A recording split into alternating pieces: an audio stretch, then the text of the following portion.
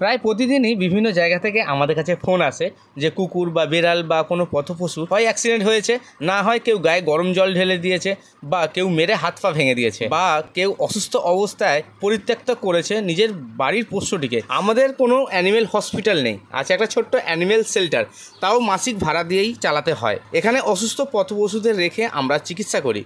তবে দুঃখের বিষয়, এখানে একটু বৃষ্টি হলেই এই শেল্টারটি জলে ডুবে যায়। তবুও আমরা আমাদের বেস্ট দিয়ে ওদের সাহায্য করার চেষ্টা করি। সমস্ত বাধা উপেক্ষা করে আমরা ওদের চিকিৎসা, খাওয়া দাওয়া চালিয়ে যাই। দীর্ঘ 7 বছর ধরে আমরা পথপশুদের জন্য কাজ করে যাচ্ছি। আমাদের কাছে এখন অনেকগুলি পথকুকুর আর পথ বিড়াল রয়েছে, যাদের আমরা কোনোদিনই রাস্তায় ছাড়তে পারবো না, কারণ তারা অনেক ছোটোবেলায় তাদের রেস্কিউ করে আমরা আমাদের কাছে রেখেছি, আর পারবো না ওদের জন্য কাজ করা ছাড়তে। বর্তমানে আমরা একটা জায়গা লিজে নিয়েছি 24 বছর 11 মাসের জন্য, যেটি কালিকাপুর রামকমল স্কুলের পাশেই।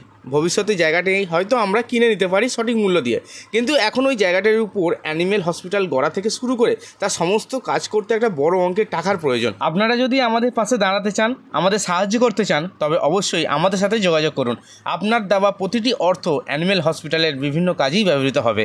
ধন্যবাদ।